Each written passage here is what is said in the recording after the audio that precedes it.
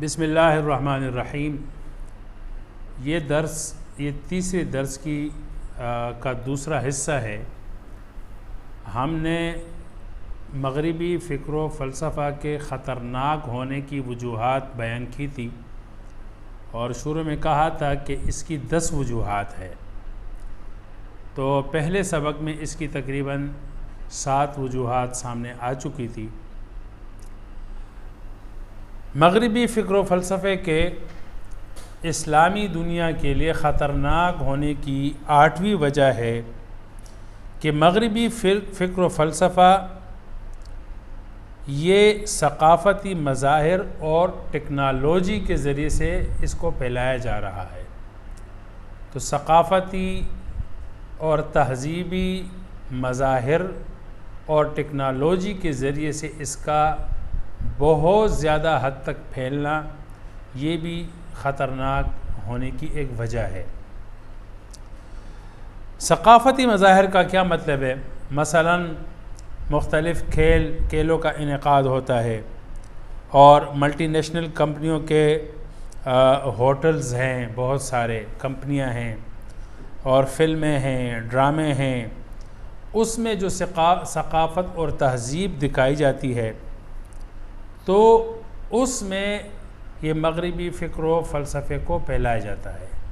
यानी मगरिबी फ़िक्र आहिस्ता आहिस्ता इन ज़राए से भी हमारे अंदर फैल रही है।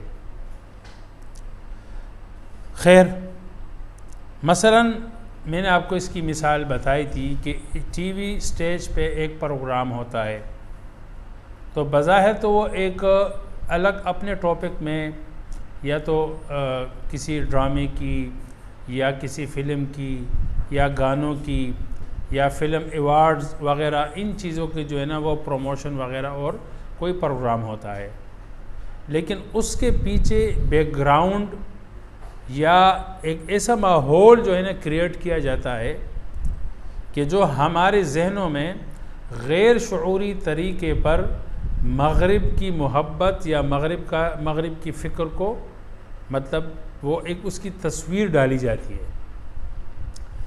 इस पर मैंने आपको एक मिसाल भी बताई थी कि हमारे एक दोस्त हैं यहाँ पे, तो उन्होंने कहा कि एक इंडिया का प्रोग्राम होता है बिग बॉस, उसमें इंडिया का एक्टर है सलमान खान, वो उसका होस्ट होता है, उस वक्त कंपेयर करता है उसको, तो उसको दुनिया भर में देखा जाता है, करोड़ों लोग उसको देखते हैं। अब वो है प्रोग्राम इंडिया का और इंडिया ही में होता है, लेकिन उसके जो बैकग्राउंड है ना, जो स्टेज होता है बैकग्राउंड, उसमें आंख बनी होती है, एक आंख बनी होती है। अब आप बताइएगा कि इस एक आंख का इस प्रोग्राम से क्या ताल्लुक़ है कि भाई इंडिया है, इंडिया का अपना एक मशरिकी रिवायात और सक़ाफ़त है, ठीक है, इंडिया की अपनी सक़ाफ़त है ना, मशरिकी रिवायात पर है। अच्छा, आप इंडियन एक्टर है, इंडिया ही में है, तो ये एक आंख तो इंडिया की किसी भी सक़ाफ़त की तर्जुमानी नहीं है ना। अच्छा, उन्होंने ये कहा, जो साथी है उन्होंने ये कहा कि जब वो आदमी आता है जो कंपेयरिंग करता है ना, जब वो एंट्री करता है या कोई मेहमान आता है तो एक दरवाज़े के पीछे से वो आता है, तो दरवाज़ा जो है वो ट्रायंगल शेप में होता है, ट्रायंगल शेप में होता है, आम दरवाजे की तरह नहीं होता, बल्कि आंख भी होती है पीछे, और जब मेहमान आता है तो वो दरवाज़ा वो ट्रायंगल में आता है, त्रिकोण की सूरत में होता है। अब ये दोनों अलामतें किस चीज़ की है? ये दोनों अलामतें यहूदियों की है। एक आंख दज्जाल की आंख, ये उनकी अलामत ख़ास, ट्रायंगल यानी त्रिकोण, ये भी उनकी एक ख़ास अलामत है यहूदियों की। अब आप बताइएगा, प्रोग्राम जो है ना एक मशरिकी मुल्क में है और मशरिकी रिवायात और सक़ाफ़त की तर्जुमानी और उसकी मतलब प्रेजेंटेशन के बजाय आप ऐसे जो है ना इन अनासर का जो कि मशरिकी रिवायत के बिल्कुल मुखालिफ जा रहे हैं, ठीक है, तो उनकी अक्कासी कर रहे हैं। इससे होता ये कि आहिस्ता आहिस्ता उन चीज़ों की जो क़बाहत है, बुराई है, जो नफ़रत है, एक शर की अलामत है ना, तो वो शर की वो आहिस्ता आहिस्ता उसकी कमी आ जाती है। उसकी मिसाल मैं आपको दे दूँ कि आज से 20-25 साल पहले जब मैं ख़ुद के स्कूल में था और तबलीग में वक़्त लगाया, तो तबलीग से आने के बाद मैंने अपने स्कूल कॉलेज के ज़माने की तमाम तस्वीरें जला दी थी, तो हम तमाम तस्वीरें जला दी। वालिद साहब की अगर कोई तस्वीर थी, वालिदा की थी, किसी की भी थी, तो मैंने सब जला दी थी। क्यों भाई? तस्वीर हराम है। ये तो हो नहीं सकता कि तस्वीर निकाले भाई हम, बात समझ आ गई। लेकिन फिल्में, ड्रामे वगैरह वगैरह ये सारी चीज़ें जो है ना इतनी आम हो गई हैं ना कि अब तस्वीर और तस्वीर साजी का गुनाह गोया कि रहा ही नहीं है। यानी उलमा में नहीं रहा, तबलीगियों में नहीं रहा, यहाँ तक कि खानकाही बुज़ुर्गों में जो है ना तस्वीर कशी और तस्वीर साजी का जो गुनाह और क़बाहत है ना, वो इतनी खिफ़त अख्तियार कर गई कि वो अभी गुनाह ही तसव्वुर नहीं होता, बुरा ही नहीं तसव्वुर किया जाता। बल्कि जो नहीं उतारता तस्वीर तो उसको कहा जाता है यार ये वो ज़माना नहीं है कि जो है ना आप तस्वीर में अभी भी हराम क़तामत पसंदी छोड़ दो, अब वो ज़माना नहीं है। तो भाई क्या उस ज़माने से जो है ना एक हराम चीज़ हलाल हो जाती है? ऐसे तो नहीं होता।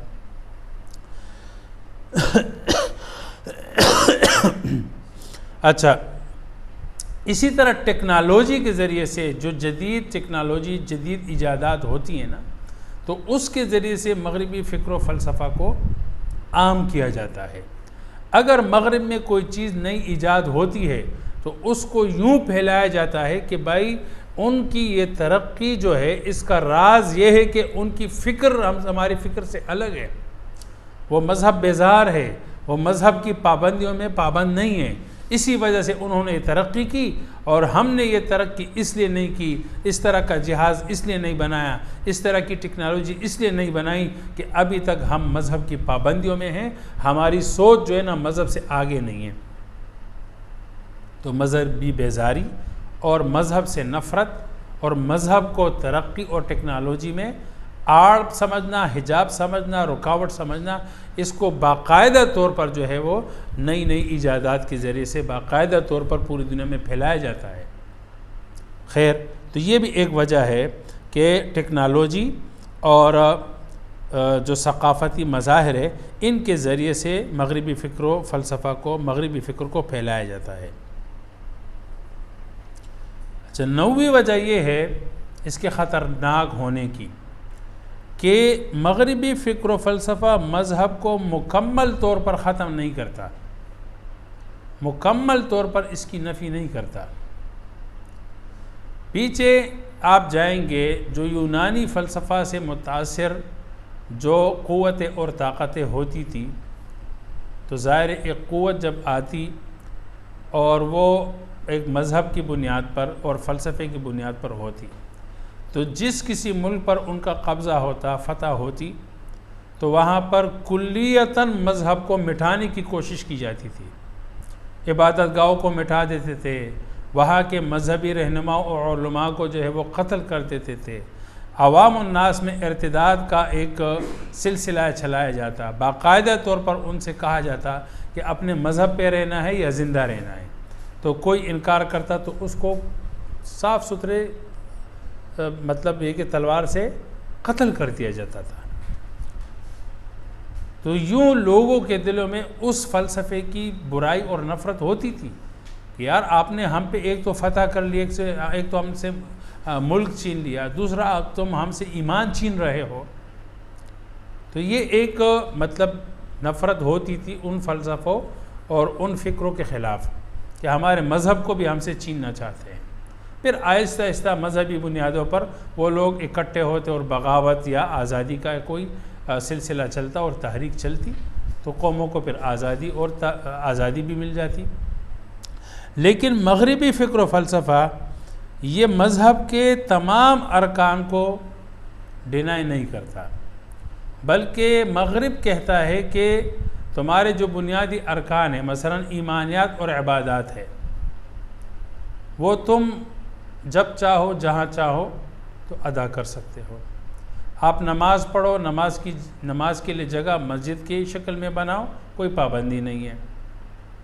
आप हज के लिए आपको जाना है, मक्का खाना काबा देखना है, हज के लिए जाना है, तो आपको हमारे मुल्क से, किसी भी मुल्क से आपको पाबंदी नहीं है, आपको वीज़ा मिल जाएगा सऊदीया का, कोई पाबंदी नहीं है।